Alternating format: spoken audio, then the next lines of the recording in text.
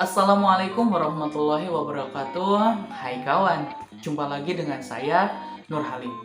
Nah, pada kesempatan kali ini saya dan kedua teman saya yaitu Tantri dan juga Rida akan menjelaskan sebuah materi dalam mata kuliah Masailul Fiqhiyah, yaitu tentang abortus, sterilisasi, dan juga menstrual regulation. Nah, materi ini terbagi menjadi 3 poin, yaitu pengertian, dampak, dan juga hukum. Tanpa basa-basi, mari kita lanjut saja ke materi yang pertama. Assalamualaikum warahmatullahi wabarakatuh.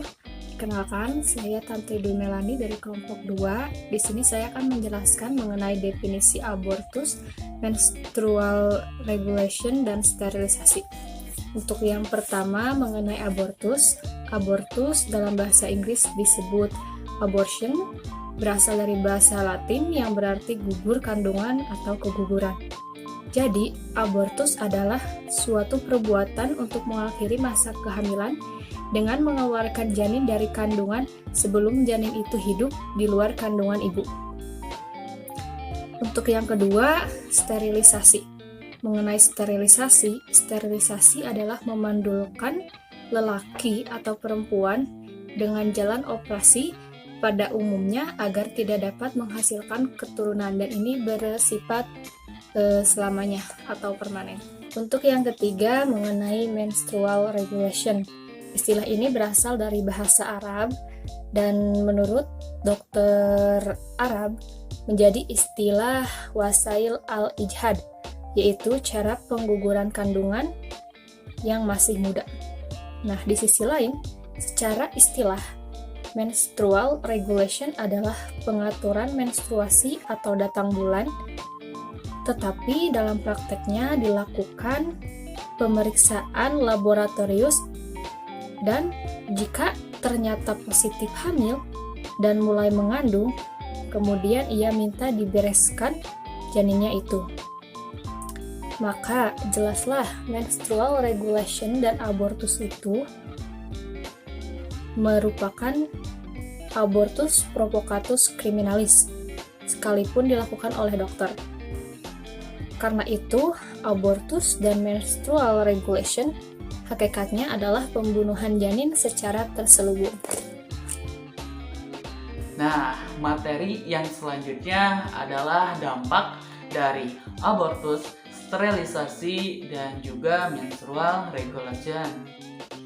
Nah, dari ketiga hal tersebut tentu saja memiliki sebuah dampak atau akibat yang akan terjadi pada seseorang yang melakukannya, baik itu besar ataupun kecil.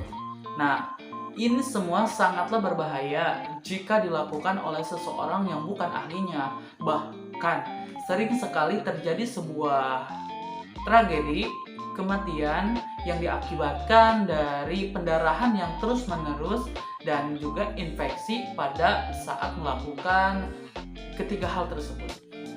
Di samping itu, selain berdampak sangat berbahaya pada tubuh, semua ini akan berdampak juga pada kondisi psikologis.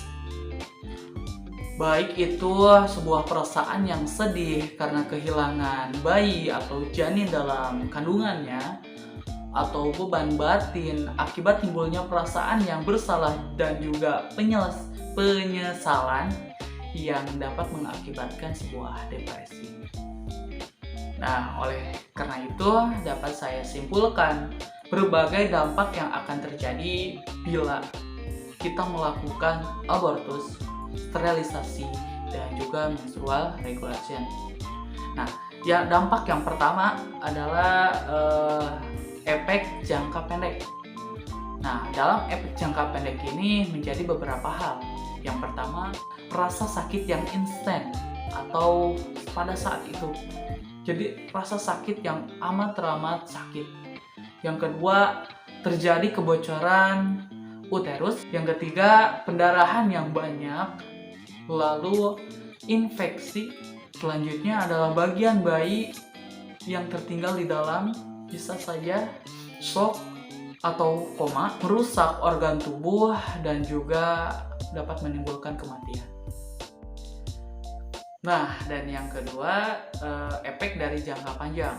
Nah, dari efek jangka panjang tersebut, diantaranya yang pertama, dapat menimbulkan tidak dapat hamil kembali.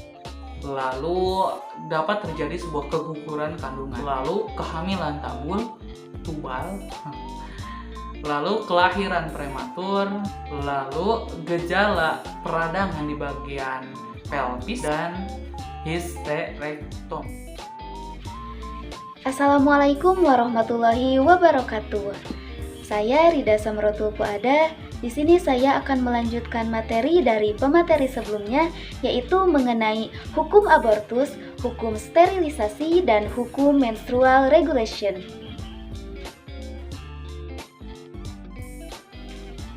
Pada dasarnya, orang melakukan abortus apabila terjadi kehamilan tidak dikehendaki, baik di dalam perkawinan ataupun di luar perkawinan. Di luar perkawinan, abortus sering terjadi sebagai akibat dari hubungan seks yang tidak sah, sedang ayah dan ibu si janin menghindarkan diri dari konsekuensi perbuatan mereka. Sementara di dalam perkawinan, tindakan tersebut terkadang dilatar belakangi oleh kegagalan kontrasepsi atau kekhawatiran pasangan suami istri tidak mampu membiayai sang anak. Abortus yang terjadi tanpa disengaja atau karena alasan medis demi menjaga kemaslahatan tidak mengandung konsekuensi hukum dalam Islam. Namun sebaliknya, tindakan abortus yang dilakukan tanpa dasar medis atau alasan pembenaran dalam Islam mengandung konsekuensi hukum. Dalam menentukan hukum abortus, ulama memiliki pandangan sendiri-sendiri mengenai masalah ini. Tentunya mempunyai dasar yang jelas. Ada ulama yang memperbolehkan hal ini, ada yang mengharamkan, bahkan ada juga yang mengharuskan. Namun semua ini dengan melihat keadaan yang terjadi. Nah, apabila abortus dilakukan sebelum diberi nyawa atau ruh pada janin atau embrio, yaitu sebelum berumur 4 bulan, ada beberapa pendapat yang memperbolehkan, yaitu Muhammad Ramli dalam kitab Al-Nihayah dengan alasan belum ada makhluk yang bernyawa. Adapun ulama yang memandang makruh dengan alasan karena janin sedang mengalami pertumbuhan, di samping itu ada pula ulama yang mengharamkannya. Muhammad Shaltut dan Imam Ghazali berpendapat bahwasanya sejak bertemu sel sperma dengan ovum atau sel telur, maka pengguguran adalah suatu kejahatan atau haram hukumnya. Sekalipun si janin belum diberi nyawa, sebab sudah ada kehidupan pada kandungan yang sedang mengalami pertumbuhan dan persiapan untuk menjadi manusia yang pantas dihormati dan dilindungi eksistensinya. Makin jahat dan makin besar dosanya apabila pengguguran dilakukan setelah janin bernyawa, apalagi sangat besar dosanya kalau sampai dibunuh atau dibuang bayi yang baru lahir. Apabila pengguguran itu dilakukan karena benar-benar terpaksa demi melindungi atau menyelamatkan sang ibu, maka Islam membolehkan. Karena Islam mempunyai prinsip menempuh salah satu tindakan yang lebih ringan dari dua hal yang berbahaya itu adalah wajib.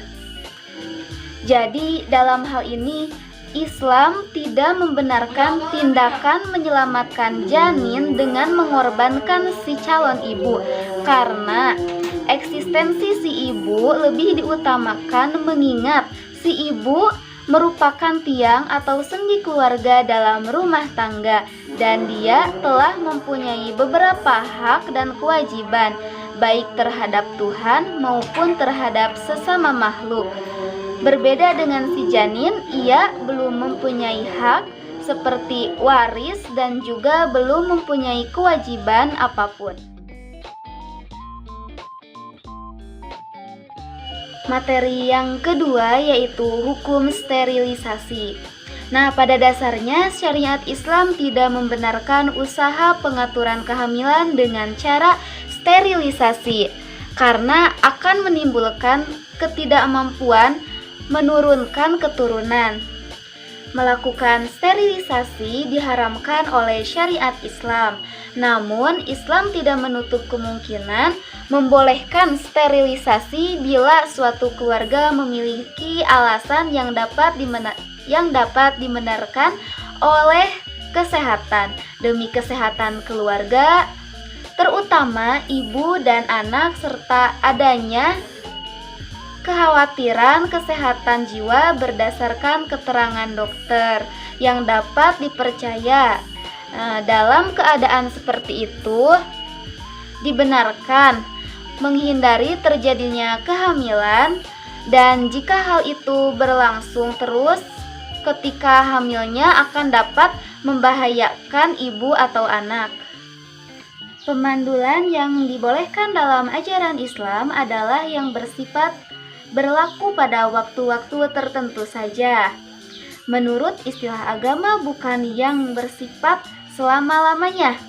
Artinya, alat kontrasepsi yang seharusnya dipakai oleh istri atau suami dalam ber-KB dilakukan atau dilepaskan atau ditinggalkan bila suatu ketika ia menghendaki anak lagi. Maka alat kontrasepsi berupa sterilisasi dilarang digunakan dalam Islam karena sifatnya memandul untuk selama-lamanya, kecuali kalau alat tersebut dapat disambung lagi sehingga dapat disalurkan oleh ovum atau sperma, maka hukumnya boleh karena sifatnya sementara.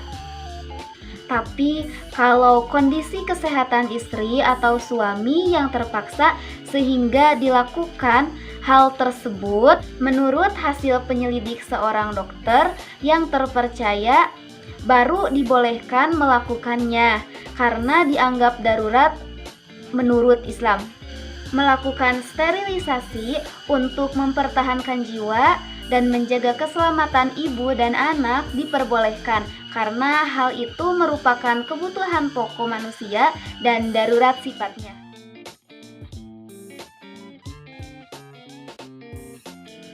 Materi yang ketiga yaitu menstrual regulation. Nah, sedangkan menstrual regulation Islam juga melarangnya karena pada hakikatnya sama dengan abortus.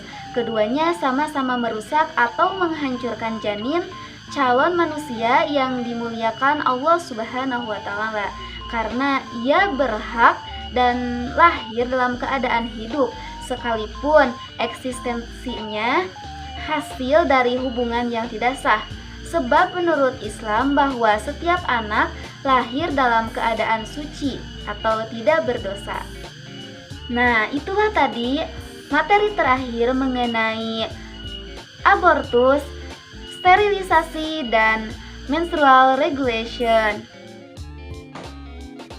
Nah, kawan-kawan, mungkin itu saja yang dapat kami sampaikan mengenai penjelasan abortus, sterilisasi, dan juga menstrual regulation. Nah, untuk lebih dan kurangnya mohon maaf. Kelompok kami undur diri. Wabillahi taufiq wal hidayah. Wassalamualaikum warahmatullahi wabarakatuh.